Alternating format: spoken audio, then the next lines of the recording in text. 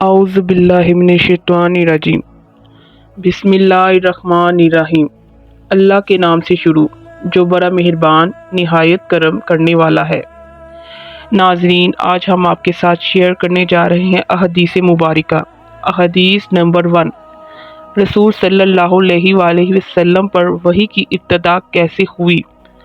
فضل وحی کا بیان۔ الشیخ امام حافظ ابو عبداللہ محمد بن اسماعیل بن ابراہیم بن مغیر بخاری رضی تعالیٰ عنہ نے فرمایا، اور اللہ عز و جل کا یہ فرمان کہ ہم نے بلا شبہ اے محمد مصطفیٰ صلی اللہ علیہ وآلہ وسلم آپ کی طرف وحی کا نزول اسی طرح کیا ہے جس طرح نوح علیہ السلام اور ان کے بعد آنے والے تمام نبیوں کی طرف کیا تھا۔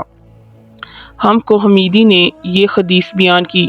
انہوں نے کہا کہ ہم کو سفیان نے یہ حدیث بیان کی۔ وہ کہتے ہیں ہم کو یحییٰ بن سعید انصاری نے یہ حدیث بیان کی۔ انہوں نے کہا کہ مجھے یہ حدیث محمد بن ابراہیم یتیمی سے حاصل ہوئی۔ انہوں نے اس حدیث کو علقمہ بن وقاص لیثی سے سنا۔ ان کا بیان ہے کہ میں نے مسجد نبوی میں منبر رسول صلی اللہ علیہ وآلہ وسلم پر عمر بن خطاب رضی تعالیٰ عنہ کی زبان سے سنا۔ وہ فرما رہے تھے کہ میں نے جناب رسول صلی اللہ علیہ وآلہ وسلم سے سنا۔ آپ رسول صلی اللہ علیہ وآلہ وسلم فرما رہے تھے کہ تمام اعمال کا دار و مدار نیت پر ہے، اور ہر عمل کا نتیجہ ہر انسان کو اس کی نیت کے مطابق ہی ملے گا۔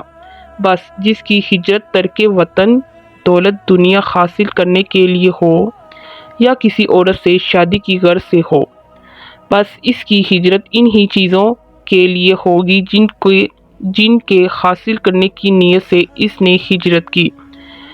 معزز ناظرین، ثواب کی نیت سے شیئر کیجیے۔ شکریہ، جزاک اللہ۔